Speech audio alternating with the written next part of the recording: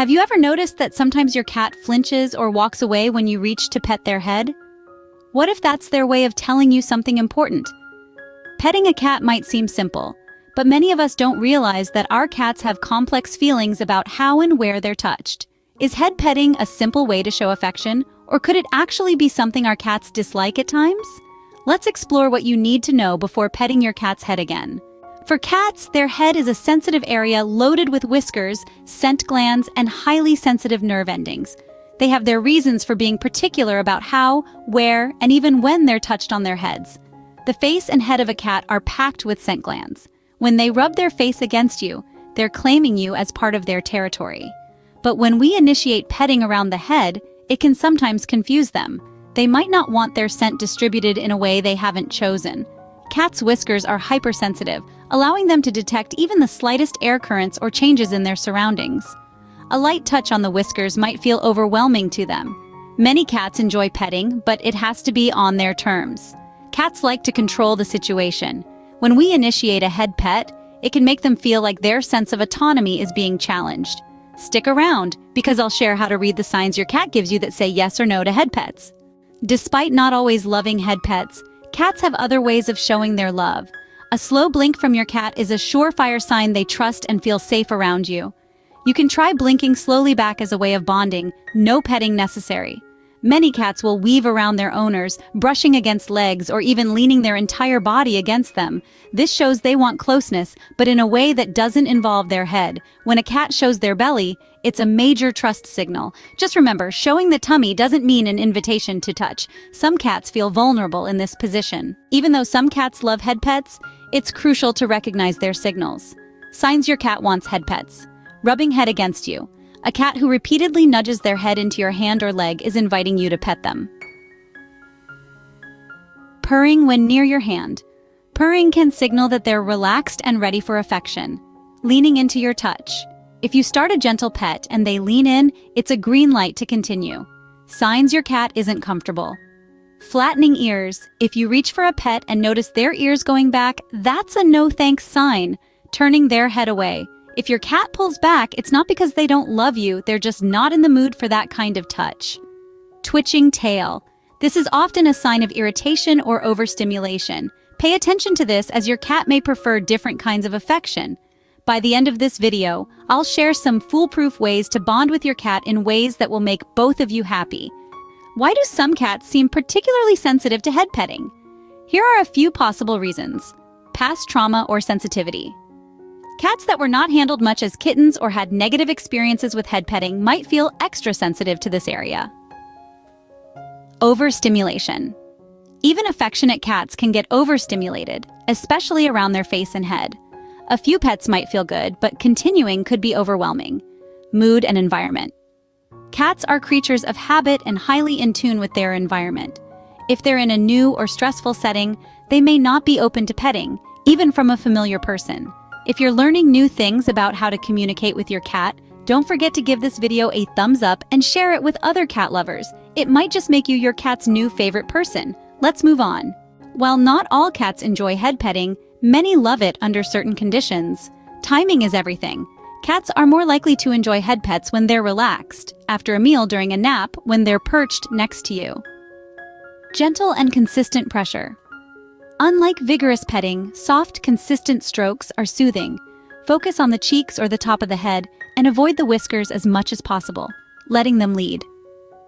Sometimes, your cat will come to you when they want a pet. Allowing them to initiate can make the experience more comfortable for them. Even if your cat isn't a fan of head petting, there are many other ways to bond and show your love. Play sessions. Many cats appreciate playtime even more than physical touch.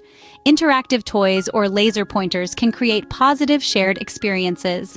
Respecting personal space. Sometimes the best way to show your love is by giving them space. Respecting their boundaries actually builds trust and makes them more likely to seek you out.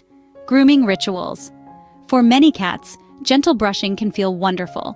This can be a way to bond with your cat that doesn't involve the sensitive areas around their head. If you'd like your cat to enjoy head pets more, here's a gentle approach.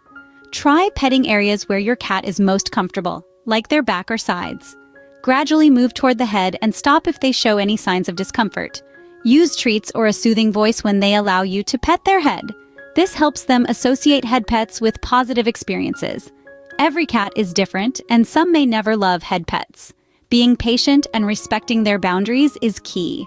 Cats rely heavily on scent to navigate their world and communicate, especially in their relationships with us. Here are some surprising ways smell affects their comfort with petting. While cats mark us as part of their family through scent glands located around their face, when we pet their head or face, it can sometimes disrupt their scent marking ritual. They may interpret repetitive head petting as unintentionally erasing their markings.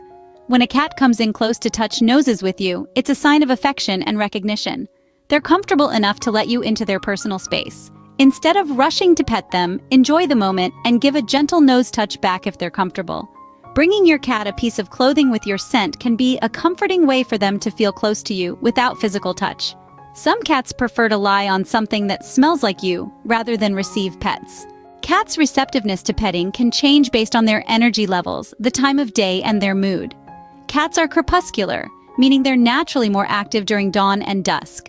During these times, they're in a heightened state of alert, and petting, especially around their head, might feel more irritating than enjoyable. Like humans, cats experience a sense of contentment and relaxation after eating. This is one of the best times to gently approach them for head petting if they seem receptive. If your cat is grooming itself, or another cat, petting may feel like an intrusion. Cats are meticulous about their grooming habits, and interruptions, especially around the head and neck, can cause them to become agitated or overstimulated. Understanding the nuances of your cat's body language can help you gauge whether head petting is welcomed or if they'd prefer a different form of affection. Here are some less obvious cues to look out for. When a cat's tail is upright with a slight hook at the tip, they're often content or curious. This may be a good time for a gentle head pet if they're close to you. But if their tail flicks back and forth, they're likely irritated or overstimulated. When a cat's ears partially turn back, they're listening to something behind them while still somewhat engaged with you. This subtle signal can mean they're on alert but not fully comfortable with intense petting. Whiskers angled forward suggest curiosity and engagement, while whiskers flattened against their face indicate stress. Avoid head pets when their whiskers are pulled back, as it could feel overstimulating or invasive. So, the next time you're tempted to reach for your cat's head, take a step back and watch for their signals. A slow blink, a head rub, or even a gentle purr. They're each saying something unique. By understanding your cat's preferences and respecting their boundaries, you're building a stronger, more trusting relationship that benefits you both. Remember, every cat has its own personality. Some may love head pets, while others need their space to feel comfortable. The beauty of cat companionship is in these little discoveries, learning what they love and how best to communicate your affection without crossing their comfort zones. So, if you've ever wondered what your cat's subtle signs really mean, or you're curious about more ways to deepen your bond with them, why not start observing your cat's signals more closely? You might be surprised by what you learn. Thank you for watching. Bye!